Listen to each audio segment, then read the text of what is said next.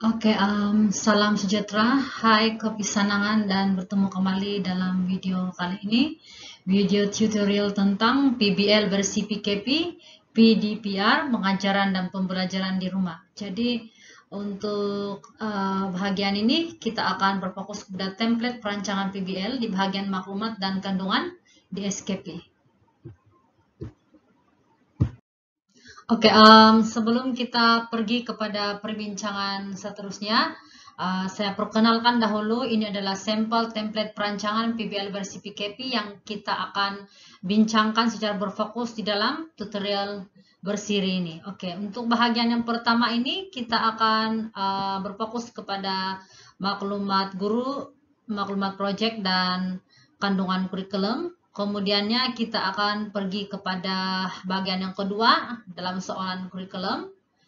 Dan yang bagian ketiga nanti kita akan pergi kepada proses pembelajaran lah, yang melibatkan 3 fasa yaitu perancangan, pelaksanaan, dan penilaian serta info-info berkaitan yang penting dalam PBL. Seperti mana yang saya jelaskan tadi, inilah 3 bahagian yang kita akan perincikan melalui video tutorial yang berbeza lah, di bahagian pertama, kedua, dan ketiga. Jadi pastikan rekan-rekan guru mengikuti dengan lengkap supaya lebih memahami secara terperinci setiap bahagian inilah, Jadi siapa yang masih keliru dan tidak pasti bermula di mana? Baiklah, kita mulakan langkah yang pertama, yaitu membina template perancangan PBL. Ini adalah bahagian pertama di dalam pengisian maklumat dan kandungan di SKP yang berkaitan. Jadi berikut saya akan kongsikan panduan pengisian perancangan unit PBL. Di bahagian nama guru ini kita akan isikan nama guru yang menyediakan perancangan unit PBL itu. Jika lebih daripada satu subjek, isikan ke semua nama guru yang terlibat, Dan jika buat secara solo ataupun individu, kita hanya tulis satu nama lah. Tapi kalau kita buat secara kolaboratif, nama-nama guru yang terlibat kita perlu tuliskan di sini. Dan seterusnya di bagian kolom tahun dan tingkatan, kita akan tuliskan pula sasaran murid yang akan melaksanakan PBL ini. Kadang-kadang dia 1 kelas, 2 kelas lah, ataupun mungkin lebih, bergantung kepada siapa sasaran kita dalam activity PBL tersebut.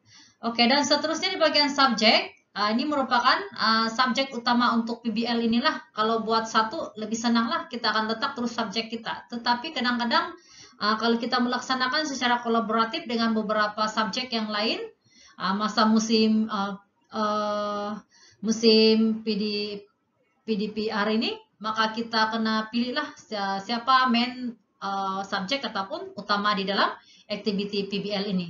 Dan seterusnya sekolah mana kita isikan dengan lengkap, di sekolah mana kita anjurkan activity ini ataupun bertugas, dan PP di mana kita bernaung. Jadi kita just isikan dengan lengkap lah data-data yang berkaitan dengan maklumat guru. Setelah selesai di bahagian maklumat guru, kita akan berganjak kepada maklumat project. Di bahagian ini kita akan pilih tema lah, Kita pilih tema yang bersesuaian dengan merujuk dokumentasi ataupun dokumen kurikulum kita lah, yang kita yaitu di SKP ataupun yang masih menggunakan yang lama, kita gunakan huraian dan sukatan. Terutamanya di tingkatan 5 masih menggunakan KB SM, Dan topik-topik itu kita pilih topik yang sesuai lah, kita rujuk topik di dalam dokumen kurikulum kita dalam di SKP ataupun huraian, Jadi semua ini maklumat project ini kita isikan berdasarkan kesesuaian kita, terutama tema ini dia mesti berkaitan dengan topik yang kita pilih,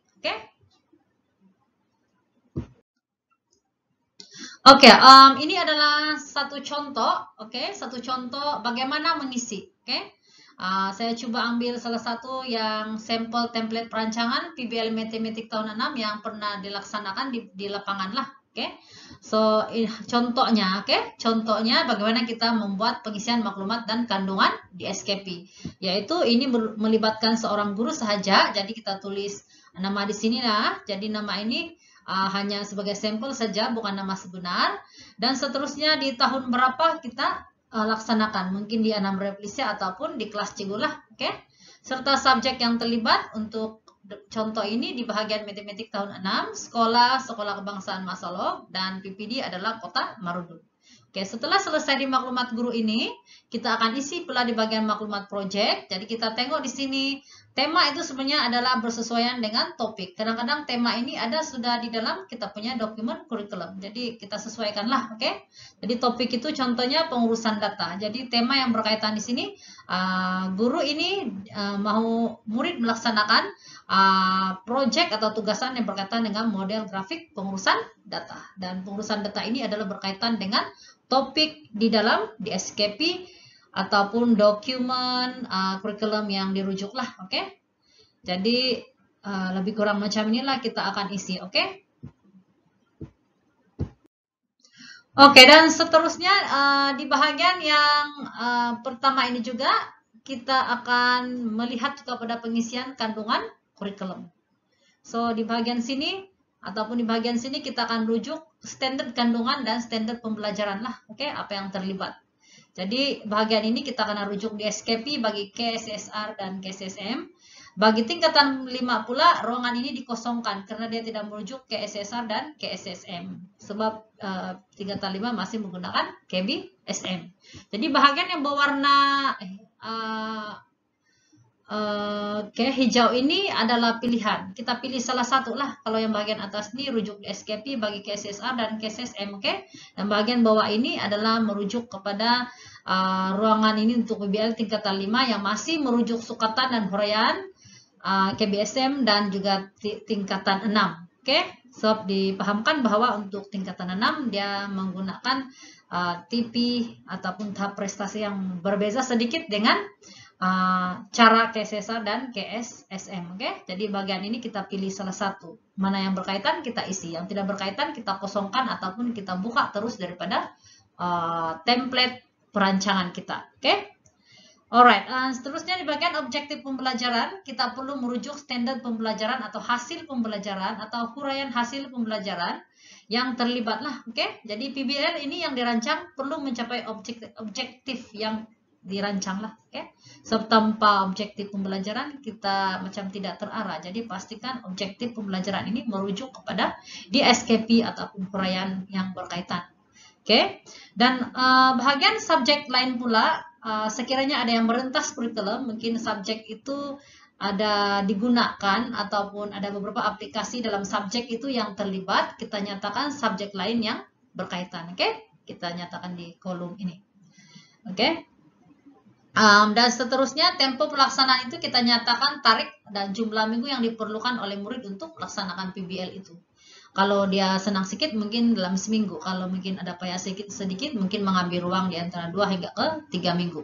So biasanya PBL ini tempo pelaksanaan adalah seminggu ke 3 minggu lah. Dia bergantung kepada tahap kerumitan ataupun apa yang kita mau capai di dalam apa yang kita mau capai ataupun objektif pembelajaran yang dicapai di dalam PBL ini, oke?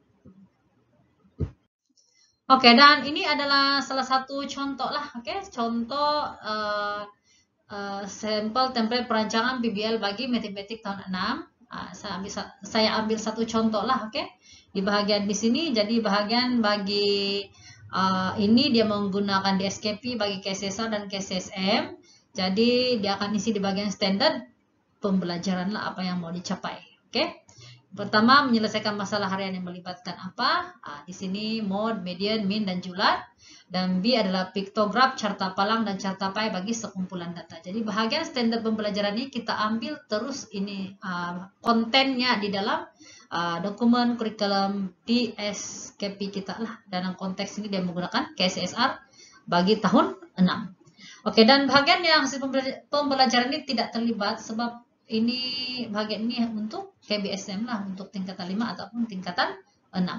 Oke, alright. Bahagian objektif pembelajaran pula kita akan isi berdasarkan apa yang terkandung di dalam konten yang kita ingin murid capai itu. Konten ataupun di dalam standar pembelajaran yang kita mau murid kuasai. Oke, jadi biasa ini memang sangat berkaitan lah di antara satu sama lain, oke? Jadi pada akhir penghasilan proyek ini murid dapat apa? Mungkin satu, menyelesaikan masalah harian yang melibatkan mode, median, min, dan julat. Oke, dan yang kedua adalah menyelesaikan masalah harian yang melibatkan piktograf, carta palang, dan carta pie bagi sekumpulan data. Ini contoh, oke, bergantung kepada di SKP kita lah, oke, dan apa objektif pembelajaran yang kita rancang untuk murid. Oke, untuk subjek lain pula merentas kurikulum, guru ini ataupun mungkin dia telah memilih teknologi maklumat lah, TMK. Mungkin di sini diperlukan untuk murid berkaitan untuk menggunakan teknologi seperti carian internet untuk cari data, ataupun mungkin type ataupun menggunakan slide PowerPoint. Jadi ini bergantunglah kepada apa yang guru pikirkan berkaitan lah yang subjek lain yang merentas kurikulum. Oke, tempo pelaksanaan ini diletakkan selama 2 minggu dan tariklah 12 hari bulan Oktober 2020 hingga 23 bulan Oktober 2020. Jadi masa yang digunakan adalah 2 minggu. Jadi kita mesti memastikan bahwa kita ada letak tempo pelaksanaan untuk memastikan bila bermula dan bila berakhir. Oke? Oke, sekian untuk bahagian yang pertama. Jangan lupa mengikuti bahagian 2 dalam video seterusnya.